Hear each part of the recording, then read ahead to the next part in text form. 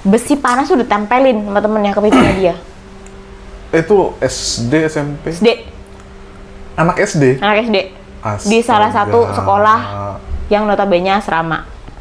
Malang? Pesantren lah ya. Malang. Oh. Kabupaten. Gitu. Tentara kita SD ya Mbak ya? SD. Ngisengin temen itu kalau cowok mentok-mentok melorotin celana gitu Mbak? Iya. Melorotin celana, terus juga paling ngerjainnya apa kayak gitu yang masih lucu gitu maksudnya. Besi panas? Besi panas tempelin ke pipinya. Terus? Tuh. Sama temen yang notabene emang nakal. Aku nggak tahu sih, cuman memang banyak yang bilang dia nakal. Ya udahlah, kita terima aja sih nakalnya anak SD gitu ya. Iya. Dan memang menurut cerita si klienku ini, si pelaku ini sering emang jahilin teman-teman yang lain gitu. Ya udah, terus akhirnya si ibu dinas ini bilang, padahal anaknya udah maafin loh Mbak gitu. Terus pelakunya juga udah dikeluarin gitu. Anaknya udah mau sekolah lagi kok, karena dulu sempet nggak mau sekolah anak ini. Takut ya? Takut, masih trauma, dan ibunya memang tidak memperbolehkan dia untuk sekolah. Udah kan, terus karena ibunya lapor lagi karena merasa gak iso mek sekadar pindah sekolah si pelaku iki. Seenggaknya dekku dapat hukuman di penjara, gitulah intinya, gitu. Udah kan, aku datang ke rumahnya, aku melihat bahwa memang ibunya lebih sosok yang dominan. Jadi kayak, kok anu gak usah, kudune ngene ae, gitu-gitu loh. Jadi yang banyak cakap sehingga anaknya itu banyak mendengarkan dia. Jadi kayak, oh harusnya orangnya di penjara ya gitu. Tapi dia masih mau sekolah. Menurut orang dinas kan pokoknya si anak ini tetap mau sekolah kan, titik gitu. Setelah aku tes ya Mas, gila, aku menemukan hal yang sangat luar biasa. Apa? Luar biasanya positif, negatif? Negatif. Aku bilang Negatif. sama ibu yang mengajakku datang ke sana itu bahwa, Bu, anak ini harus sembuh, Bu. Anak ini dendamnya besar. Dia bisa jadi pelaku bullying di tempat yang baru kalau nggak selesai. Bukan problemnya masalah dia udah sekolah lagi atau enggak, tapi kemarahannya dia. Karena pada saat aku ngobrol berdua sama dia, aduh dia tuh kayak anak, mungkin orang awam kalau lihat dia tuh anaknya aneh gitu loh. Define aneh kayak gimana Mbak maksudnya? Aku cewek ya, ibaratkan Mas Willy ya. Dia tuh, karena aku bilang, gimana kondisi kamu? Dia tuh, Oh dipendem. gitu loh Mas. Dendamnya tuh dipendam dalam. Iya, jadi dia tuh melihat aku sudah dengan gelagat aneh. Aku tahu dia di fase remaja gitu ya. Aku nggak tahu seberapa besar dorongan seksualnya dia juga gitu ya. Maksudnya kayak di rumahnya tuh kebanyakan memang orang-orangnya berjilbab gitu kan. Aku tidak berjilbab kan. Jadi kayak dia tuh ngeliat, jadi kayak ada muka-muka nakal gitu tuh ada gitu loh. Jadi aku oke, aku berusaha untuk netral aja, karena emang harus netral, nggak boleh terlalu dekat. Jadi kamu marah nggak sama dia gitu? Jawabannya tuh terbatas sekali gitu. Sampai akhirnya, kalau menurut kamu pantasnya diapain sih dia gitu? Ibunya bilang di penjara, dia bilangnya apa? Mati. Anak SD Mbak? Anak SD. Sekarang udah SMP kalau nggak salah waktu itu. Karena udah lama, kasusnya udah 3 tahun. Oh, yang sempat viral itu kali ya, bukan? Nggak tahu aku viral apa nggak. Sempet 3 tahun yang lalu. Oke. Gitu. Udah susah ngomongnya. Terus cara menyelesaikannya Mbak, bullying. Kan kalau ngomong kayak tadi berarti cycle kan itu kan? Cycle, akan jadi Bullying cycle nanti. cycle kan? Terus Siklus kan? Siklus. Cara menyelesaikannya Cara memutus siklus. dari rumah. Balik rumah lagi. Balik ke rumah. Di sekolah pun harus ada aturan yang tegas pasti. Karena banyak di sekolah tuh kan nggak tegas aturannya ya menurut saya. Malah kadang cenderung membela si pelaku gitu loh. Karena gini Mas, anak yang dibully itu secara psikologis tuh mereka punya faktor penyebab. Jadi anaknya cenderung pendiam, nggak berani ngomong, nggak percaya diri. Akhirnya kan jadi sasaran anak-anak yang kayak gitu kan. Nah, secara psikologis tuh gitu. Jadi memang korban bullying pun itu biasanya cenderung anak yang self esteemnya rendah. Gitu. Mereka kan jadi sasaran ya. Anak ini pun dibangun kemampuan bicaranya, dibangun keberaniannya supaya one day ada orang nyakitin dia harus berani ngomong gitu loh. Berarti kalau gitu, kalau bisa kita bilang itu kalau misalnya untuk memutus rantai bullying, anaknya harus stand up untuk dirinya sendiri gitu? Iya, harus karena manusia gitu. tuh harus independen menurut saya. I see. Ya mulai dari hal kecil, namanya kepercayaan diri itu kan nggak gampang ya gitu. Kamu suka apa? Kamu suka ngaji misalnya gitu ya. kamu mau nggak ngajarin anak-anak kecil di sini ngaji? Jadi dia tuh pedenya terbangun dengan cara, oh aku bisa ngaji, aku bisa kasih ilmu ke anak-anak kecil yang ada di sini, misalnya gitu. Tuh kan akhirnya kepercayaan dirinya dia bertambah tuh. Oh aku selain aku bisa ngaji, aku bisa jadi guru ngaji. Dia pelan-pelan support keluarga harus ada gitu loh. Support Mbak ya, bukan tadi kayak ngata-ngatain, oh anak ini harus dipenjara. Iya gitu. Beda itu ya? Beda. Ya aku tahu ibunya pasti marah anaknya digituin. Jelas Mbak, kan. kalau marah jelas. Gitu loh. Tapi kan bagaimana bersikap di depan anak itu juga harus diperhatikan gitu kan. Jadi jangan sampai kita marah di depan anak, akhirnya anak melihat itu sebagai hal yang juga harus dilakukan. Harus diikuti gitu. Harus diikutin. Jadi kayak lihat ada orang kejam tuh ya emang harus dibahas dengan kekejaman. Akhirnya kan anaknya memotretnya hal seperti itu. Tapi kondisi anak yang sekarang ada follow up-nya nggak Mbak? Belum ada sih Mas. Karena masuk ke ranah Polres, jadi karena dia kan laporannya Polres ya. Polres. Kita kan dapat rujukan dari Polres tuh hal-hal kayak gitu. Jadi kita sih tinggal nomor biasanya. Kalau nanti ada kondisi adik yang kurang baik, kami diinformasikan supaya kami asesmen lagi. Gitu kan. Tapi bisa nggak kayak kalau misalnya korban bullying gitu ya, dia menemukan apa ya, meresolve masalah ini sendiri gitu Mbak. Kayak misalnya dia kayak, oh kayaknya aku nggak boleh bertindak kayak gitu lagi deh. Kayak aku harus memaafkannya bener-bener gitu. Kayak, ya kayak gitu tuh. Di usia anak-anak susah. Karena kan anak-anak masih terbatas kemampuannya. Iya sih, bener sih. Iya, jadi ingat Kadang dulu berantem di kelas sama temannya aja pusing kan dia gitu. Iya, jadi ingat dulu Mbak pas SD itu kan, aku SD di Kalimantan kan. Aku juga di Kalimantan. Kalimantan juga mana? Banjarmasin. Oh Banjarmasin, aku di Kapuas Mbak. Oh di Kapuas, ini deket. Tetanggaan ternyata. Wah. Ternyata kita anak Kalsel ya guys. Borneo Pride. Borneo Pride ternyata kita. Wah lagi di Kapuas. Di Kapuas. Jadi waktu SD gitu kan, kan warna kulit ya gelap gitu kan. Kebanyakan sana kan putih-putih gitu kan. Dayak kan soalnya. Dayak gitu kan ya dibully kayak ya isengin lah. Hirang, ikan hirang gitu kan. Hirang ya gitu. Pokoknya macam-macam gitu, sampai nggak berani ke sekolah gitu kan, pas kecil gitu. Tapi juga nggak berani cerita ke orang tua gitu. Akhirnya kayak suatu masa kayak udah kelewatan nih. Wah akhirnya entah dari mana tuh punya ide ngambil penggaris, tak lawan semua orang itu, pak gitu. Sampai matain papan tulis segala lah. Terus dimarahin sama kepala sekolah kan kayak, nggak dimarahin dipanggil gitu. Kenapa gitu kan? Ya udah namanya anak kecil nggak bisa cerita lah. Gitu. Tapi untungnya ada teman yang bilang kayak, oh ini sering diganggu nih, Willy ini gitu kan. Terus kayak, oh ya udah gini. Terus setelah itu nggak dibully lagi sampai iya, tapi kan itu muncul dalam dirimu sendiri. Mungkin keberanian itu sudah ada gitu loh. Tapi kan kamu butuh momen di mana kayak udah wah ini udah nggak bisa dibiarin. Udah nggak bisa dibiarin nih gitu loh. Sebenarnya manusia tuh punya kemampuan itu, batas toleransi terhadap stres yang dialami. Nah, apa yang harus dipersiapkan Mbak biar anak punya kayak gitu? Kemampuan untuk berani bersikap sih, dan itu harus dari rumah memang. Mungkin di rumah kamu punya ruang untuk bicara, atau bapakmu tuh tipe yang berani, tipe sosok yang berani gitu loh, sehingga kamu tuh meniru. Oh gitu ya, gitu. Oh kalau ketika udah nggak, apa ya, maksudnya udah sampai limitnya tuh kamu harus melakukan sesuatu gitu. Tuh kamu contoh dari orang rumah misalnya gitu, dari keluarga di rumah. Jadi si bapak juga kan ini PNS, ya lumayan ada jabatan gitu lah kan, sering berani-berani ngatur segala. Iya, itu yang kamu tiru gitu loh. I see. Balik lagi ke rumah ya. Balik lagi ke rumah. Ya. Aku juga dibully dulu di sekolah. Gitu. Tapi ya karena bukan dibully ya, bercanda-bercandaan gitulah. Iya. Gitu. Cuman kalau aku dibully ya, gitu kan. Kalau aku dibully tuh ya alhamdulillahnya aku termasuk murid yang berprestasi kalau di kelas. Jadi siapa yang bully aku nggak tak contekin gitu. Jadi kayak itu jadi tamengku. Punya nilai tawar gitu ya. Iya. Nggak tak, tiap kali dia manggil-manggil nggak pura-pura nggak dengar gitu. Jadi. Bentar, ini kalau kita mundur terus nih, berarti balik lagi biar anak punya keberanian tadi, apa berani dengan dirinya sendiri lah minimal gitu. Berarti dari kecil dilatihnya dengan kayak sesimpel milih makanan gitu. Iya. Dari itu dulu ya. Di fase anak SD itu kalau secara perkembangan sosial itu otonomi versus apa, aku lupa secara teoritisnya ya Mas. Ada pokoknya si anak SD itu harus punya kebanggaan atas dirinya dia sendiri, itu harus tumbuh. Mau lewat sepak bola kek, mau lewat pintar atau enggak kek, mau lewat kamu cuman aku tuh orangnya wani loh, bunuh. Ya nggak apa-apa gitu loh.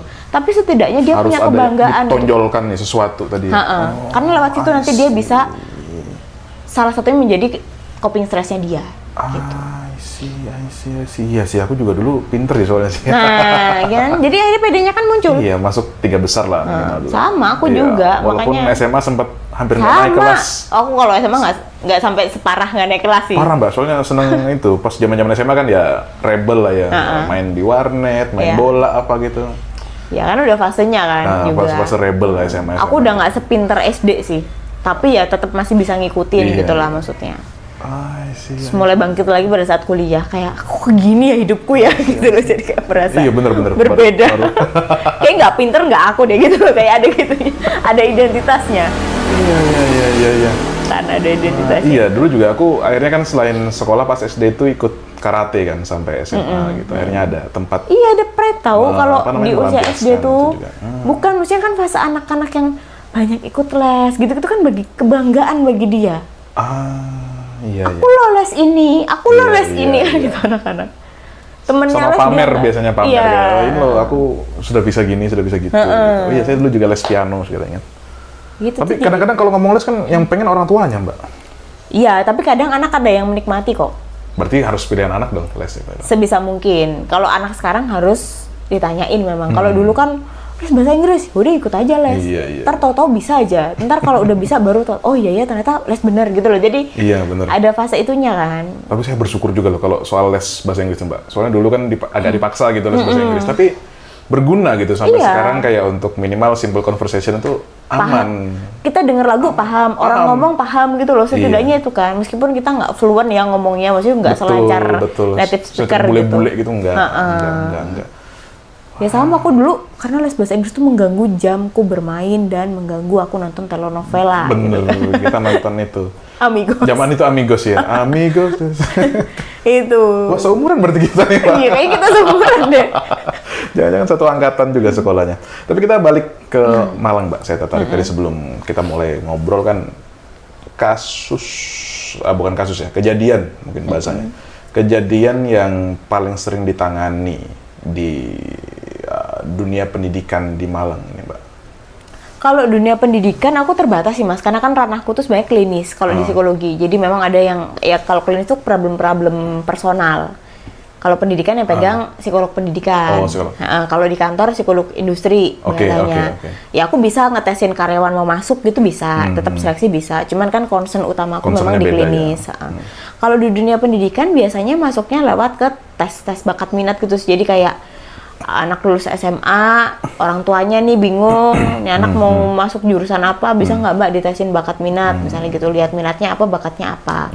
Umumnya anak sekarang nggak sejalan nih bakat sama minatnya. Betul. Minatnya ke sini, bakatnya ke sono. Saya adalah lulusan biologi saya. Oh iya? Tapi saya kerjanya di media dan dunia kreatif. Makanya kayak gitu loh. Jadi ya sebenarnya itu bukan hal yang salah sih. Iya, bukan masalah juga. Bukan masalah juga, karena kan pasti kalau yang kulihat pendidikan itu membantu kita untuk menilai, memandang dunia. Betul, gitu loh, menganalisis, berpikir kritis juga. Kamu gitu. Dari biologi, means mungkin segala sesuatu tuh kamu lihat secara riset, teknologinya fakta, gimana, gitu faktanya kan. gimana gitu kan. Beda sama orang komunikasi misalnya gitu. Mau dia kerjanya di bank ya akan yang dilihat adalah ya ini gimana, pasti sudut pandangnya komunikasi. Sudut pandangnya beda. Gitu. Jadi kan dari sudut pandang itu aja. Gitu. Yang mau saya tanya tadi Mbak, kan katanya ada beberapa kasus pelecehan gitu kan yang ditangani juga gitu. Dari sekolah maksudnya? Atau tadi apa? sekolah? Oh, apa? bukan. Maksudnya pelecehan dari dinas rata-rata. Pelecehan ini kan? Bukan pelecehan dari dinas. Bukan. Kasus pelecehan. Kasus pelecehan dari dinas. Nah, itu. Ulangi, kasus pelecehan dari dinas. Ya. Ntar tiba-tiba dipotong kan bahaya tuh. Terus ada Mbak, ada cerita apa gitu? Ada yang banyak nih kalau dari dinas tuh beragam karena itu tidak di kota ya. Jadi lebih kompleks kayak, aku baca kronologisnya tuh kayak, ternyata ada gitu. Apa nih? Jadi kayak dia disetubuhi oleh pamannya sendiri yang setiap hari ngantar jemput dia pulang sekolah dari kelas 4 SD sampai dia kelas 2 SMA di kebun tebu gitu. Bayangin deh, baca tuh kayak di kebun tebu. Ada siang-siang. Oh iya, sebentar. Gak apa ini slow kok ini. Slow. Podcast tersantai gitu. Ngobrol. Terima kasih. Enggak, biar aja. Enggak apa-apa. Ini aja. Monggo. Mas, sekalian. Bu. Siap. Wah. biar lebih natural juga. Iya. Ada beginiannya. Ada snacknya guys. Ini sangat natural nanti. Ini nokat loh Mbak nanti. Iya, Nokat ya. Iyalah, biar Itu. lanjut tadi. Itu aku baca tuh siang-siang itu pulang sekolah. Kejadian itu selalu terjadi pada saat pulang sekolah. Bentar, selalu terjadi? Selalu terjadi, means almost every day. Jangan ketawa, it's real. It's real. Aku minum dulu juga ya. Iya, I'll try to menyerap To informasinya. figure it out. Coba untuk membayangkan. Bentar. Itu di kabupaten Di Kabupaten. Malang. Aku lupa nama tempatnya apa. Kabupaten Malang. Kabupaten Malang. Terus itu dari Malang nggak jauh sih. Itu. Pada saat aku datang ke sana, I realized bahwa memang sesepi itu. Jalan tuh sesepi itu. Kebun-kebun tuh memang ada di mana-mana. Dan ya wajar, kamu di dalam situ ngapa-ngapain tuh nggak kelihatan. Orang nggak tahu juga. Orang juga nggak ada yang lewat karena sesepi itu.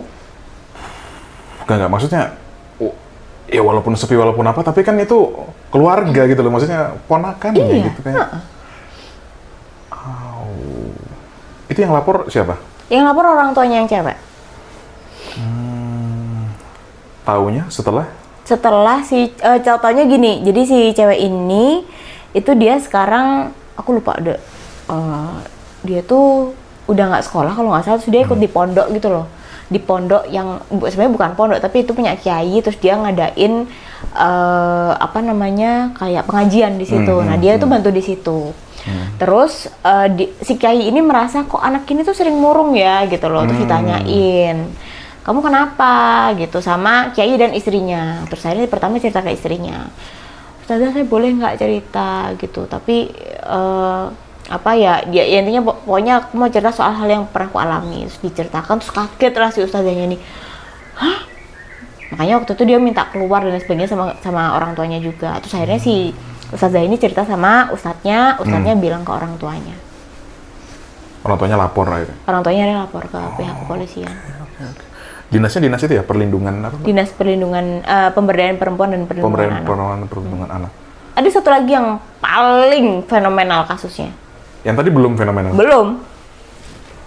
Boleh, Mbak? Boleh, aku ceritain ya. Ini mungkin beredar di... Aku mau es jeruk juga lah kayaknya. Boleh ambil. Ambilnya. Sirup. Sirup. Nggak tahu deh. Kayak sirup ya? Iya, sirup, oke. Tapi di rumahku banyak jeruk. Oke. Ya. Sepasang suami istri. Si istrinya sudah punya anak 2 sama si suami ini. Tapi si istri sudah lama berselingkuh dengan tetangganya. Sebut saja X. Sampai sudah punya anak. Dari selingkuhannya? Dari selingkuhannya ini. Anaknya 1 diasuh oleh suaminya. Suami sah. Oke. Usut punya usut, dari dulu emang sering pergi keluar kota berdua. Untuk selingkuh ini. Sampai suatu hari si istri ini dibunuh oleh selingkuhannya di rumahnya, di rumahnya dia sendiri pada saat suaminya lagi kerja, di depan anak kedua dari pernikahan sahnya dan anak kandung mereka yang masih berusia 1,5 tahun. Dibunuh. Oke. Terus itu Mbak? Aku datang ke sana untuk memeriksa psikologis si anak ini. Terus? Rumah itu nggak ada yang make sampai sekarang. Jadi mereka tinggal, kebetulan saudara-saudaranya juga dekat situ rumahnya. Jadi tinggal di rumah tetangga-tetangga dulu gitu. Dan setelah membunuh, si pelaku kabur. Belakang rumahnya itu hutan. Kabur di situ sampai akhirnya 2-3 bulan kemudian ditemukan dia gantung diri di pohon kopi. Mungkin kocak tuh pohon kopi itu loh. Pohon kopi kan pendek. Iya, maksudnya iya pohon kopi. Jadi aku lihat fotonya pohon kopi itu enggak tinggi-tinggi. Aku lihat fotonya. Mungkin kamu aja mau pohon kopi tinggi kamu, Mas. Iya kan? Pohon kopi kan pendek. Ya emang pelaku tuh pendek badannya, maksudnya nggak terlalu tinggi, cowok tapi nggak terlalu tinggi. Jadi pas ketemu itu napak. Iya. Bukan dia menggantung gitu, napak. itu pun yang nemuin anak-anak sekolah karena dia bergantung diri di belakang sekolah, di pohon belakang sekolah. Serem-serem. Wah, aku kesana tuh itu jauh banget mas, itu jauh banget. Aduh. Itu jauh banget. Terus aku didampingin sama bukan satpol apa kepolisian naik mobil 4x4 itu ke sana. Tapi ini nggak apa kan di-share ceritanya kan, Mbak? Nggak apa-apa kan, pasti beredar di ini. Maksudnya orang tahu lah. Orang Maksudnya tahu, di media pun udah ini, udah beredar. Aku nggak sebutin nama juga kan, tapi kasus itu ada gitu di Kabupaten Malang. Ya itu. Anak itu baru umur 8 tahun yang lihat. Yang kecil, anak kecil tuh 1,5 tahun mungkin. Maaf kalau boleh lebih detail gitu, Mbak. Yang pembunuhannya apa yang dilakukan itu, Mbak? Ditusuk. Dan pada saat dia melihat itu dia teriak, ada tetangganya, ibu-ibu. Ya dia manggil, "Bude, ini loh. Ibuku dipateni," gitu kan. Terus si bude ini masuk, lihat itu kaget. Ya ibu-ibu, bayangin ibu-ibu komplek, ibaratnya gitu ya. Kaget, teriak dia. Terus dia minta bantuan tetangga yang lain, ada mas-mas gitu baru pulang dari ladang. Saya dibantu tuh udah warah di mana-mana. Jadi yang kena problem psikologis utama si tetangganya ini. Itu aku nyamperin tuh ya kayak bahasa Jawa tenger gitu loh. Jadi kayak diem gini. Iya, ibu-ibu di rumah mungkin lagi nyiram tanaman nih. Iya, terus tiba-tiba dipanggil. Ibu itu yang jauh lebih kompleks. Kalau si anak ini belum kelihatan. Tapi pas aku tes, wah emang sih anak ini punya dendam besar. Makanya aku sempat bilang sama keluarga, ada nggak saudara yang nggak tinggal di sini, yang anak ini bisa ikut dia di sana, keluarkan dia dari wilayah ini, biar dia tuh punya situasi baru, lokasi baru, tempat baru, memori baru, gitu loh. Tapi bisa bisa pulih nggak yang kayak gitu, Mbak? Tetap harus ada support dari keluarga. Makanya kayak harus ada orang yang jadi sosok ayah bagi dia. Harus bisa tahu bahwa ayah tuh menyayangi, laki-laki itu tidak selalu kasar gitu tuh harus ada. Karena jangan sampai ntar dia gede dia jadi balik lagi tadi gitu loh. Jadi nggak suka cowok akhirnya jangan cowok kemudian kasar. Terus misalnya bapaknya di rumah juga marah-marah gitu. Yang dia lihat si selingkuhan ibunya nih malah membunuh gitu kan. Iya. Kamu bayangin ini cowok kecil, anak kecil melihat lelaki dewasa tuh seperti itu. Akhirnya dia berpikir apa tentang kedewasaan? Akhirnya dia berpikir apa tentang laki-laki dewasa? Pasti nggak suka kalau kayak gitu. Pasti nggak suka atau mungkin dia tiru nantinya pada saat dia gede.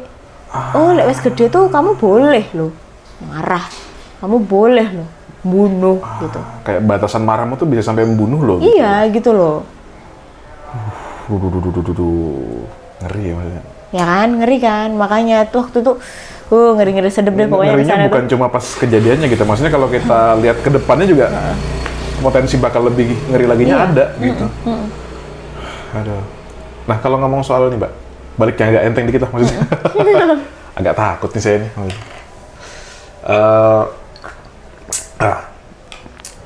Kasus ini deh. Kan pemberdayaan anak dan perempuan, Mbak ya? Iya. Perempuan dan anak. Sering nggak dapat laporan kayak di tempat kerja gitu? Atasan melakukan pelecehan ke bawahan gitu. Untuk lingkup Malang aja lah gitu. Nggak ada kalau itu. Aman ya? Aman, belum ada. Belum ada ya? Pernah, aku pernah nggak ya? Nggak Belum pernah ada juga. atau belum terekspos, Mbak? Belum terekspos mungkin. Pernah sekali kasus di refer temenku itu, kayak gitu. Jadi dia udah melakukan asesmen, terus dia nggak bisa melaksanakan salah satu tes, terus minta tolong aku yang ngetes, gitulah.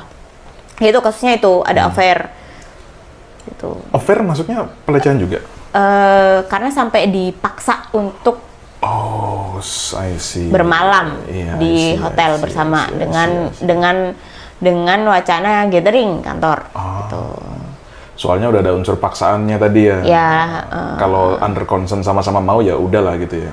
Nah, dia kan datang itu dengan apa ya? Dengan dalih bahwa dia nggak suka sebenarnya gitu loh.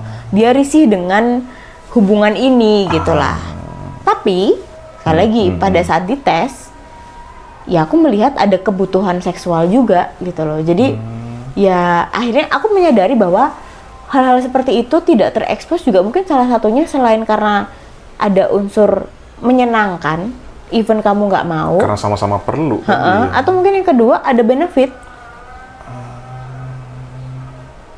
Iya, soalnya kayak sama-sama membutuhkan gitu kan. Atau mungkin yang bahasanya. ketiga kamu tahu bahwa kamu yang salah gitu loh. Jadi kamu bukan korban dan Iya. tidak ada tindak kekerasan di Jadi situ. kayak, misalnya aku yang dilecehkan, aku yang menggoda-goda bosnya sebetulnya gitu. Kamu yang dilecehkan, misalnya dilecehkan dengan bentuk apa? Misalnya kalau cuman misalnya body shaming Nah, itu misalnya tuh. gitu ya. Batasan disebutkan pelecehan tuh apa, Mbak? Batasan. Ketika terganggu si korbannya. Even touching hand. Yes. Kalau sudah terganggu itu pelecehan. Karena sekarang melihat aja dengan tatapan mesum itu pelecehan loh. Tatapan mesum tuh kayak gimana, Mbak? Ya, akhirnya tatapan mesumnya Penasaran tergantung nih. penerimanya kan, gitu. Atau misalnya chatting dengan kata-kata yang menggoda itu pelecehan. Ada 13 ini kok, 13 apa 11 aku lupa. Jenis pelecehan yang sudah termasuk dalam ranah tindak pelecehan. Gitu. Itu ada 13. Kalau di chat kan biasanya kayak ajakan-ajakan untuk Ya, HS atau juga gitu. omong-omongan jorok gitu kan. Itu asalkan ada buktinya bisa dilaporkan. Nah, susah ketika memang kalau cuman obrolan gitu Iya, loh. iya, Itu iya. jadi soalnya kalau udah ngomongin ke ranah kepolisian tuh mereka harus ada bukti kan gitu. Masalahnya gini, kalau kamu lapor ke dinas, kamu tujuanmu apa sih? Gitu kan. Aku pengen dibenahi. Kan kamunya. Masalah dia seperti apa, kita nggak bisa bantu karena nggak ada bukti. Gitu loh. Oh, kemarin pernah ada satu kasus anak lapor. Dia tuh bilang dia dikerasin sama pacarnya, makanya dia lapor. Pacar. Gara-gara pacarnya marah, terus mereka berantem, terus pahanya dia tuh dicubit gitu lah intinya sama cowoknya. Sampai biru, Oke. terus dia lapor. Berapa kali terjadi? Baru 1 kali. Oh ya. Pacarnya memang pemarah. Iya sih, kalau bercanda kadang tuh emang suka mukul gitu. Tapi kan mukul bercanda kan beda, Mbak. Sama. Bagi dia sakit. Soalnya kan, maksudnya kan kalau dalam berpasangan gitu ya, kadang-kadang kan juga kita ada ekspresi Iya, sayang yang emang mungkin kayak rada keras gigit-gigit gitu. kan juga kan gigit-gigit apa gitu, atau mungkin jewer-jewer nyubit-nyubit pipi gitu kan juga kan saking gemesnya kan ada gitu kan. Makanya kalau kemarin yang kasus itu aku bilang gini, kamu pernah bilang nggak sih kamu nggak suka digituin? Kalau kamu nggak pernah bilang, jangan salahin pacarmu. Iya, soalnya mungkin pacarnya taunya kayak, saking gemesnya mungkin kayak, mungkin dia kayak gemes. Dan pacarnya merasa, gitu kayak. kamu baik-baik aja tak gituin gitu kan. Gitu. Jadi ya sekali lagi korban pun harus diedukasi. Kamu tuh punya kemampuan untuk mempertahankan diri loh. Kalau kamu nggak suka bilang gitu loh. Sehingga pacarmu nantinya ketika bercanda lagi nggak seperti itu gitu. Saya tertarik soal yang pandangan mesum tadi, Mbak. Itu Iya. dikatakan orang melihat dengan mesum itu apa? Ketika menggoda Waktunya mungkin. kah? Atau mungkin cara pandang? Cara pandangnya. Waduh, kayak gini-gini, Mbak. Iya, aku juga bingung waktu baca. Itu di undang-undang Mas masalahnya. Kan biasanya kan kita, misalnya tatapan nih, kita nggak mau ngomong atau ada sesuatu yang dikodekan, biasanya kan alis gini-gini kan, gitu kan. Tapi kan nggak mesum ya. Masa mesum kayak gini kan tiba-tiba gitu kayak, kamu udah nyelesaikan tugasmu, gini-gini kayak, bapak mesum ya gitu kan. Mungkin kalau di Polres ranahnya harus ada saksi yang melihat. Ah. Setidaknya kalau nggak ada bukti ya, jadi Iya, ada iya, saksi iya, iya. gitu.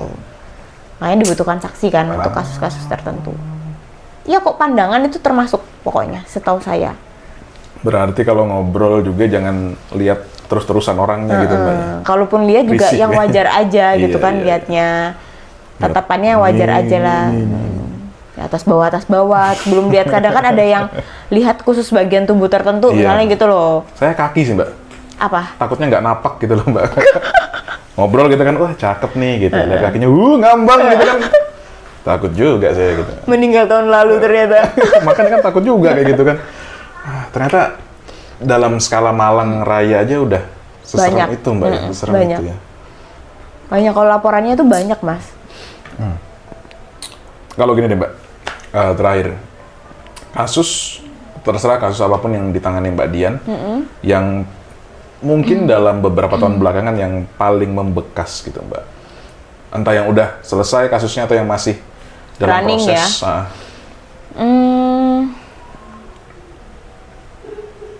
Yang tadi beberapa aku sampaikan Yang sih, tadi Mas, itu ya. yang dia gay, yang dia punya esensi adiksi seksual, itu membekas sih. Terus kasus-kasus dari dinas itu juga yang yaitu dia di setubuhi di jalan di mana Kebun tebu namanya tadi di ya. terus pembunuhan itu, terus perebutan anak biasanya. Perebutan anak. Hak Jadi asuh gitu ya. Hak asuh bukan? iya, hak asuh. Tapi bukan antara bapak sama ibu. Kakek sama orang tua. Loh, kok bisa? Bisa. Nggak, Itu sebentar, membekas, sebentar. maksudnya itu membekas karena menurut aku rada konyol. Ya, Iya, bentar. Kan kalau anak kan orang tua kan udah bukan hak veto sih, maksudnya kan itu yang Iya, melahirkan orang tua yang punya hak untuk anak kan. Lah ngapain kakeknya ikut-ikutan? karena biasanya nih ada salah satu orang tuanya meninggal, terus akhirnya diasuh oleh misalnya orang tua dari pihak orang tua yang meninggal gitu. Terus misalnya bapaknya nikah lagi, terus anaknya mau diambil, wah ada berantem gitu. Terus yang kedua ada juga yang anak ini dari kecil diasuh sama kakek neneknya. Terus pada saat nyuruh anaknya, ayo le ikut lagi gitu, misalnya orang tua nggak mau, nah gitu. Nah orang tuanya memandang bahwa itu disuruh kakek neneknya, dan ketika dikomunikasikan kepada kakek neneknya pun, itu kakek neneknya juga nggak mau gitu loh. Jadi akhirnya lapor lah ke polisi gitu loh. Jadi kayak ini sebenarnya tuh cuma butuh dimediasi kan, gitu loh. Iya. But it's happen. Iya. Maksudnya bukan kita mengecilkan suatu kejadian atau kasus orang gitu, Iya, tapi kan memang bukan mengecilkan. ada beberapa hal yang kayaknya ya ngobrol sambil ngobrol enak aja kita kan bisa. Nggak sebetulnya. semuanya tuh butuh dilaporkan kok, Iya, gitu loh iya, maksudku. Kalaupun misalnya memang kakek neneknya butuhnya tuh kamu datang ke rumah, mintalah dengan baik gitu loh, mintalah dengan baik, tak kasih kok, pokoknya anaknya mau gitu loh. Tapi si anaknya nih pasti nggak mau mbak gitu loh. Jadi kayak mana kakeknya yang modelnya kiai yang banyak dihormati orang di lingkungannya, jadi ya udah deh. Wah kalau ngomong Itu nggak usah orang tuanya, aku aja ngomong dibantah, Iya. pihak Polres aja ngomong dibantah. Ya itu sih, kalau itu berarti kan juga ada background orangnya lagi Nah gitu ya. gitu, akhirnya tahu kayak kita bisa memetakan, oh ini pasti kasusnya pasti orang tuanya begini deh, punya jabatan apa gitu. Tapi bisa dilihat nggak sih mbak? Kayak misalnya kasus tadi tuh kayak perebutan anak gitu Hak kan? asuh, Hak asuh gitu. Itu kayak dari gambaran si anak ini perilakunya kayak gimana? Kita bisa paling nggak menebak orang tuanya kayak gimana gitu. Oh kalau menebak orang tuanya enggak, tapi menebak dia diasuh dengan cara seperti apa, itu bisa. Oke. Karena biasanya diasuhnya sama kakek neneknya kan. Kayak misalnya gitu yang tadi tuh yang aku bilang, yang kakeknya kiai gitu ya, punya pesantren gitu. Terus orang tuanya, si bapaknya dia mau ngambil karena ibunya udah meninggal. Satu tuh di situ pihak keluarga kakeknya itu bahkan tidak pernah ketika ngobrol sama si anak ini memunculkan nama ayahnya. Jadi emang anak ini tuh sama sekali tidak pernah dipaparkan oleh sosok ayahnya. Alasannya? Ngapain? Nanti malah inget. Lah, Itu bapaknya kan. Bagaimana kan itu bapaknya? Terjadi. Oh. Terus si anak tuh tak tanyain kan, kamu nggak kangen sama papa sama ayah gitu? Nggak pernah ditawarin gitu. Kasihan ya anak gitu ya kayak. Jadi kan bisa paham kan, selama ini anak ini pasti tubuh tuh dicekokin terus. Ya mungkin hal positif yang dikasih. Jadi maksudnya kayak dia pengen apa dikasih, diturutin sama kakek neneknya. Tapi akhirnya itu yang membentuk siklus interaksi di mana ya udah kamu manut aja yang dikasih mbah gitu loh istilahnya. Gitu. Waduh, anaknya jadi kayak gimana ya, kayak ya bukannya kita menebak-nebak masa depannya mbak. Iya, Tapi, kan tapi bayangin deh kan. Jadi kayak kamu kok nggak telepon ayah, nomornya hilang gitu. Terus nggak minta? Enggak. Ya udah lempeng aja. Ya enak gak kangen apa ya sama bapaknya ya? Ya itu pasti ada di pikiranku. Nah, kalau ngomong berarti kan tadi juga apa ya? Balik lagi problemnya atau juga akar permasalahannya dari keluarga semua kan, apapun gitu ya tadi ya. Dari pengasuh Dari sebenarnya. pola asuh, cara asuh ya, pola asuh gitu ya. Nah gini mbak, kalau kita ngomong soal interaksi dengan keluarga gitu kan, kan kadang-kadang ada yang kita lihat antara anak atau juga seseorang dan keluarga itu ada yang hangat hubungannya. Ada yang mereka nggak kelihatan hangat tapi sebetulnya sayang gitu kan beda-beda interaksinya gitu. Betul. Nah dikatakan hubungan dengan keluarga itu nggak bagus, itu yang kayak gimana mbak? Apakah misalnya jarang ketemu, jarang ngobrol, atau nggak bisa terbuka dengan keluarganya, kayak gimana? Pertama terkait komunikasi sih kalau aku. Mau jarang ketemu pun nggak masalah selagi memang bisa berkomunikasi. Kayak sekarang kan media komunikasi banyak ya. Iya, Kita nggak ketemu, teleponan bisa, gampang chattingan sekarang. gampang banget kan sekarang gitu. Terutama terkait komunikasi sih. Sehingga karena terbiasa komunikasi, muncullah keterbukaan. Kalau nggak biasa, pasti sulit terbukanya. Betul, betul. Gitu loh. Karena nggak saling ngerti. Ya kayak misalnya aku sama sahabatku, ya karena aku udah tahu dia begitu, ya aku bisa terbuka sama dia karena dulunya kita sebangku tiap hari ngomong, Udah tahu sampai rumah tak jelek-jeleknya lah telepon, gitu udah tahu lah. jelek-jeleknya deh gitu kan gitu. Tapi apakah kemudian jeleknya membuatku menjauh? Enggak. Kan?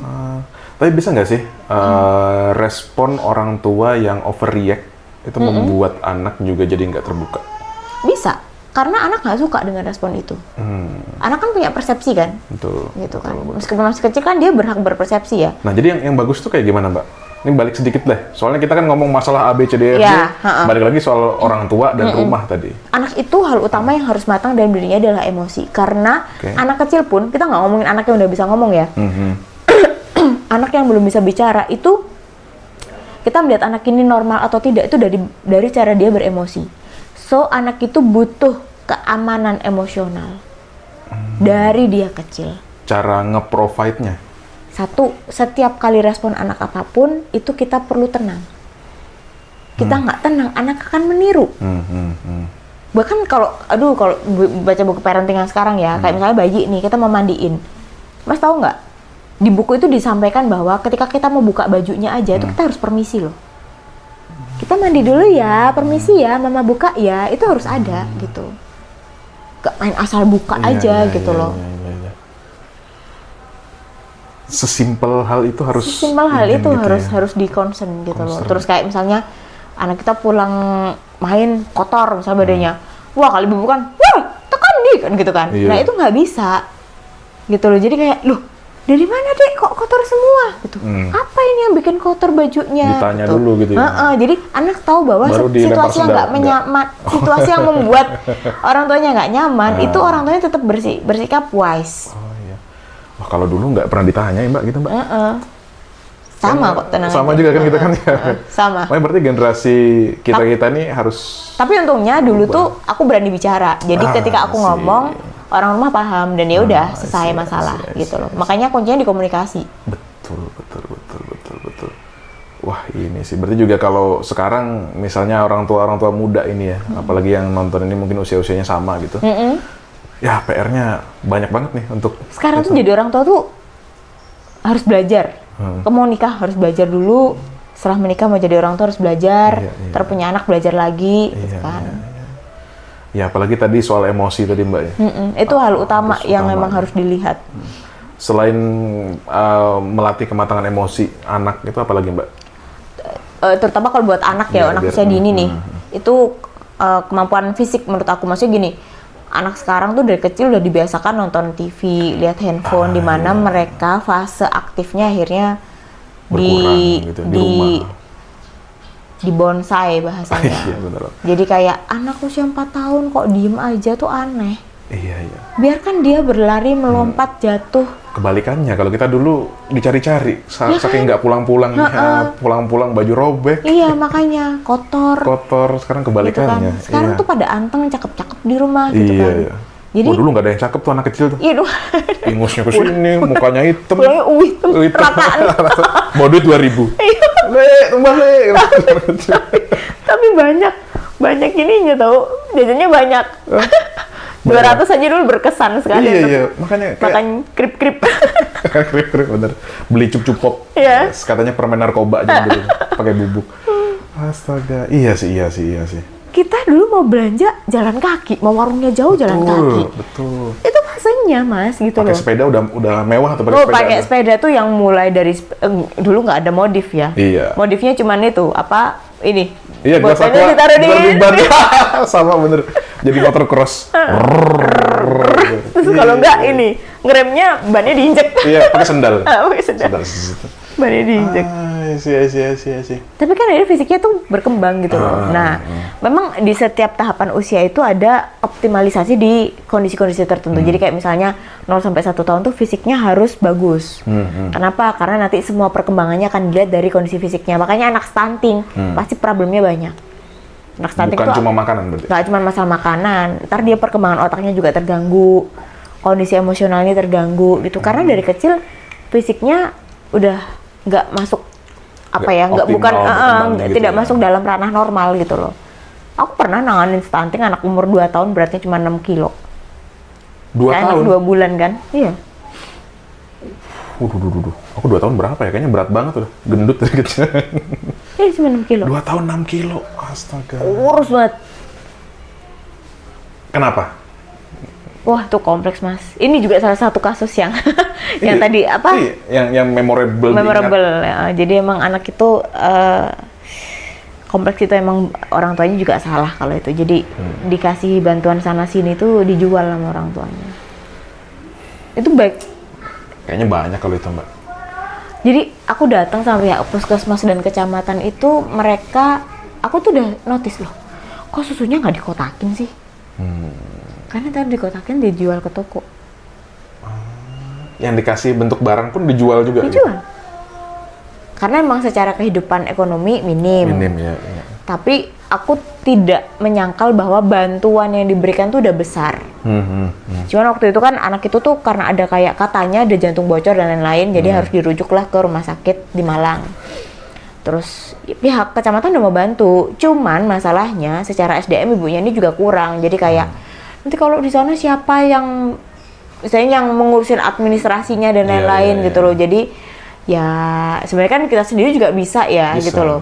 Cuman ibunya ini sudah membatasi bahwa aku nggak bisa gitu. Jadi pihak kecamatan dan desa itu juga bingung siapa, karena otomatis nggak mungkin cuma sehari masuk rumah sakit doang kalau gitu itu kan. Ada harus berlanjut kan. Kan continue kan. Apalagi kan nanti mereka tuh dikasih rumah teduh tuh di dekat RSSA itu. Jadi mereka nanti bermalamnya di situ aja gitu loh. Sambil misalnya 2-3 hari check up gitu kan.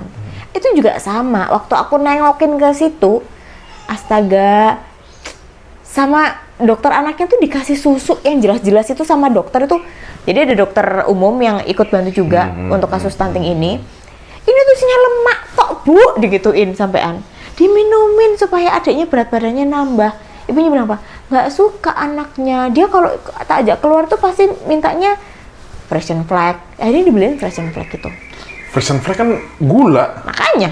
Kan bukan Terus buat akhirnya anak-anak. waktu dia rewel di rumah teduh itu si dokternya bilang, coba bu dibuatin. Mau lu anaknya minum? Coba bayangin, coba siapa yang bikin anaknya stunting? Emaknya sendiri. Wah, kalau ngomong stunting lagi topik baru lagi nih. Tapi Iya. berarti memang bukan cuma sekarang kan kebijakannya dari pemerintah gitu kan, udah ngasih bantuan, ngasih penyuluhan. Tapi Berarti kalau yang nggak dibantu kurang-kurang. sendiri nggak. Dananya pemerintah tuh banyak mas masalah stunting itu beneran deh, nggak kurang deh. Makanya, aduh ya ampun aku sampai, bu makannya apa di rumah? Ya ini mbak seadanya, bapaknya nggak kerja gini. Bantuan itu banyak. Nah, ini, aduh, kalau nggak kerja nggak ada uang, ya bukan apa ya, tapi jangan punya anak harusnya. Iya makanya itu loh mas. Ya gimana ya? Aku waktu datang pertama kali ke rumahnya tuh dia si anak itu lagi makan permen isep yang bentuknya kayak empeng. Ah ya, Nah itu tahu. dari kakaknya yang baru pulang sekolah. Oh. Jadi habis diminum kakaknya terus diinin ke dia terus. Aku sampai kayak, mas adanya jangan dikasih itu dulu ya gitu. Umur berapa tadi mbak? Anak? Kakaknya. Yang anaknya 2 tahun. 2 tadi? tahun. 2 tahun kan, wah. 2 tahun kan harusnya aktif-aktifnya itu belum Iya, bisa iya, jalan. baru. Belum bisa jalan, baru merangkak. Coba. 2 Akhirnya itu loh. 2 Karena tahun kan juga stunting harusnya masih ada, masih ASI kan harusnya kan 2 tahun? harusnya. Masih ASI kan? Itu dia menyusu pada ibunya iya. Cuman ibunya bilang udah nggak keluar. Harusnya sudah masih minum ASI terus ditambah ada empasinya kan? Ada kayak MPASI, terus ada MPASI-nya. sufor juga kan Iya, dia susunya gitu kan. ada juga. Makanya untuk naik itu seharusnya kansnya besar gitu loh menurut aku. Apalagi dengan susu itu. Bu ini sehari diminumin, nanti kalau habis minta lagi. Pihak rumah sakit tuh udah bilang seperti itu loh. Coba bayangin. Nggak mau ibunya. Anaknya nggak mau, ya nggak mau tuh ibunya kali. nggak mau Soalnya bikinin. Astaga, itu dari rumah sakit tuh ngasihnya sasetan Mas, sampai sasetan yang kayak kita Yang sekali minum minum, puyer sekali itu minum. loh. Nah dikasih Oh, itu iya, nanti iya, tinggal iya. tuang pakai airnya misalnya berapa mili gitu. Itu nggak diminum juga? Nggak suka anaknya katanya. Sampai tepok jidat aku rasanya kalau kasus-kasus gitu. Kalau itu diterus-terusin bahaya ke depannya sih Mbak, yang kayak ya kita ngomong tadi masalah-masalah psikologi ini, ya bukan nggak mungkin dari itu juga salah satunya bisa muncul kan? Dulu kakaknya Karena juga, perkembangannya kurang gitu pas kecil. kakaknya juga stunting menurut masyarakat di sana dulunya. Stunting itu apa? Tinggi badan, berat Tinggi badan? berat badan. Tapi memang pada saat itu aku ketemu, untuk anak usia SD kelas 1 tuh dia terlalu kecil. Maksudnya secara tinggi badan ya. Gitu. Oke. Dan juga kalau misalnya fisiknya aja belum terpenuhi, mentalnya juga Iya, karena kan pengaruh ya. ibaratnya kayak kita nanam padi kan, kalau lahannya aja itu nggak dibajak dulu, nggak siap untuk tanam kan, Iya, mau gimana padinya kualitas subur kayak padinya? gimana gitu kan. Iya sih, aduh. Kan itu ladang utama, kayak anak tuh kan gizinya yang utama. Iya, Kalau untuk anak-anak 0 sampai 2 tahun ya. mau dipaksa berpikir cerdas tapi nggak ada asupan Iya, yang bagus makanya. kan Terus gimana juga nggak mau gitu. menstimulasi juga apa. Udah tuh repot tuh kalau gitu Mbak ya. Anaknya udah misalnya kurang gizi, stunting gitu kan. Terus juga komunikasi dari orang tuanya kurang, anaknya dimarahin terus. Masa depannya gimana dong? Makanya kasihan kan. Wah, ini dari self love jadi kayak reflection Panjang. ini, reflection kalau jadi menikah ini. Masih belum saya, masih belum Mbak. Masih belum ada anak juga masih. Belum menikah, belum punya anak ya. Semakin banyak PR nih kayaknya. Iya, Sini. nggak apa-apa. Aku sih mikirnya gini, semakin itu memang harus disiapkan. Betul, Justru, saya setuju. Saya juga belum nikah, juga belum punya anak. Jadi saya mikirnya gini, orang mau ngomong, saya udah usia berapa belum nikah, bodo amat. Tapi yang penting, saya tahu apa yang harus saya persiapkan sekarang, gitu loh. Saya Karena setuju. menikah itu bukan perkara gampang. Karena menikah itu perjalanan seumur hidup. Betul, Karena nanti setelah punya anak pun, banyak hal yang saya nggak bisa egois lagi, gitu loh. Saya lihat adik saya di rumah aja dengan 2 anaknya tuh sudah merefleksikan bagaimana kehidupan punya anak kan. Tuh, saya takut waktu nge-game saya terkurang Nah, gitu-gitu lah itu kan. gitu. Itu kan emang Tapi nggak bisa suatu egois. saat pasti bakal kayak gitu. Iya. Wah. Jadi ya jangan kemudian dijadikan beban juga. Gitu kan, kembali lagi, belum nikah nggak apa-apa, tapi karir oke, gitu Karir kan. betul. Oke, Kesehatan karir, guys. oke, Kesehatan gitu oke, kan. olahraga rajin. Ya, Mental ya. sehat, misalnya Mental gitu. sehat, gitu. Sosial ada, maksudnya kehidupan sosial Iya, ada. kehidupan sosial gitu ada. kan. Kita bukan yang di rumah doang. Ya, walaupun lebih seneng main PS sama teman-teman online gitu ya. Nggak apa-apa, yang penting kan punya komunitas gitu loh. Bener. Gitu loh. Nggak apa, kalau bahasanya anak sekarang no lab. No lab. No lab di rumah doang gitu, diem gitu. Ini Mbak, terakhir. Ini dari tadi ngomong terakhir. Nyambung terus. Terakhir yang ketiga. Soalnya seru banget nih, kayaknya juga videonya bakal dibikin 2 part kayaknya. Panjang banget obrolan kita nih. Apa ya, untuk self love sendiri Mbak, misalnya kita kapan kita merasa kita nih harus datang ke psikolog? Kapan? Ketika kamu merasa tidak sanggup atau tidak bisa mengatasi problem yang kamu hadapi. Tidak bisa itu means bukan berarti kayak bener-bener udah yang di titik jenuh ya, tapi kadang orang tuh cuman bingung dia harus ngapain. Itu boleh kok ke psikolog. Orang yang mau masuk SMA aja datangnya ke psikolog kan. Iya, bener. Milih jurusan aja datangnya ke psikolog gitu kan. Iya. Gitu. Jadi Berarti nggak harus yang masalah berat banget iya, gitu. enggak. Iya kalau ke psikiater, dokter jiwa, psikolog kan enggak. Bentar. Nih, bedanya nih. Beda-beda. Apa? Psikiater itu dokter spesialis kejiwaan. Jadi biasanya dikasih tuh farmakoterapi. Jadi kayak mereka ngasih Obat-obatan obat. tadi ya, untuk Kayak kamu ke antidepresan dokter, gitu-gitu. ke dokter apa spesialis mata gitu. Ya, Yaudah, gitu. Cuman ini spesialis kejiwaan. Iya, ada obatnya antidepresan. Ya, gitu-gitu antidepresan, anti cemas, misalnya gitu kan. Anti cemas, iya.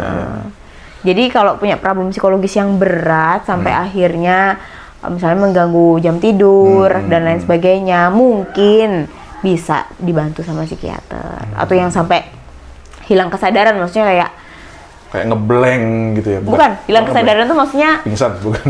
bukan udah lupa ini kapan. Bukan lupa, tapi emang karena gangguan. Oh. Tingkat kesadarannya rendah, kayak dia merasa aku nih permaisuri, misalnya gitu loh. Jadi, Oh, halu. Udah halu ya. paham. Iya, udah. Paham dan halu. Paham, Nah, halu itu gitu emang ya. itu harus ada obat dari psikiater, sorry, Psikiater, dari ya. psikiater. Iya. Gitu. Atau mungkin yang kasus-kasus bipolar gitu ya misalnya, ya itu obatnya akan dijadikan sebagai mood stabilizer. Nah, bipolar Mbak, sedikit lagi nih. Dari ngomong terakhir sedikit banyak soalnya yang mau banyak saya soalnya tanyain. makanya ngomongin. Bahan obrolannya banyak nih. Bipolar gitu ya. Kalau orang awam melihat bipolar itu kan dia punya dua fase gitu kan. Ada fase dia pas lagi senang banget, wah, dia sangat ekstrovert, terus ada fase di mana dia itu depresif, sangat menutup gitu kan. Apa ciri-ciri awalnya orang bisa dilihat kelainan bipolar itu, Mbak? Bipolar itu yaitu dua fase kan. Sebenarnya bipolar tuh banyak jenisnya, Tapi Mas. sekarang kan banyak yang kayak gitu, Mbak. Maksudnya orang-orang yang kayak ceria di luar kayak. Iya, tapi mikirnya tuh mereka kayak aku paginya happy, malamnya terus kok rasanya itu, sendiri. Bipolar itu nggak kayak gitu. Bipolar Itu itu bukan bipolar episodik. Jadi kayak misalnya nih sekarang di fase depresif itu mungkin sekitar 2 minggu. Itu depresi banget, bukan yang cuman sekedar kamu merasa kesepian di kamar, tapi bener-bener all day long selama 2 minggu atau mungkin 2 bulan itu kamu ngerasa sedih, dirimu nggak berharga gitu loh. Terus nanti ada fase lagi, episode lagi di mana kamu tuh ngerasa wah nggak bisa nih, harus banyak kerjaan, harus produktif nih sampai nggak bisa tidur gitu kan, fase maniknya. Maniknya ya. Jadi emang ada episodenya gitu. Berarti jadi bukan yang pas paginya apa senang malam gitu terus malam-malam depresi itu enggak. beda. Dan juga bukan depresi. Apa sebutannya Mbak kalau kayak gitu? Ya bukan depresi ya, kamu tertekan aja, kamu stres. Nah, stres. Stres ya. Oh, lagi stres aja Lagi gitu. stres. Ya. Ini daging semua nih, Mbak. Daging semua sampai Lagi stres bingung. biasanya, terus sudah mulai overthinking, malam-malam nggak bisa tidur. Wah, nih kalau dilanjutin lagi 3 jam bisa sih, Mbak. Bisa Tapi emang? kayaknya problem durasi next episode lah. Boleh, ngobrol nanti lagi, kita Mbak. bahas hal yang lain lagi. Siap, Mbak Dian. Thank you waktunya, Mbak Dian Sama-sama, Sudiono. terima kasih banyak sudah datang ke Lentera. Iya, jangan kapok-kapok, Mbak ya. Enggak kapok. Di mana kalau bisa ini apa namanya? Kalau mau kontak, mau kontak, konsul gitu. kalau mau konsul harus bikin appointment dulu karena emang sistemnya nggak bisa dadakan ya. Kita bukan tahu goreng, Iya. bukan tahu bulat. Tahu bulat. Jadi aku kantornya ini kebetulan di rumah sendiri juga di Jalan Bendungan Sampean Baru nomor C5 Malang. Terus kalau kontaknya bisa di Instagramnya @biropsikologi_lentera atau langsung lihat di Google, di situ ada CP-nya juga gitu. Oke. Jadi kalau mau chat di nomor WA tuh bisa dilihat di Google, ada nomornya di situ. Nanti di deskripsi bakal aku taruh juga kontaknya Boleh gitu. Sekali lagi terima kasih banyak. Terima Mbak kasih Dian. juga Mas Willy udah datang. Sampai ketemu, jangan kapok lagi, Mbak ya. Nggak kapok. Ayo Jangan kita kapok. bahas hal lain. Oke, siap. Mau isu apa lagi deh, ayo deh. Mantap nanti. Ya, kita ngobrol lagi dan terima kasih sudah menonton Tupik. Nantikan episode berikutnya.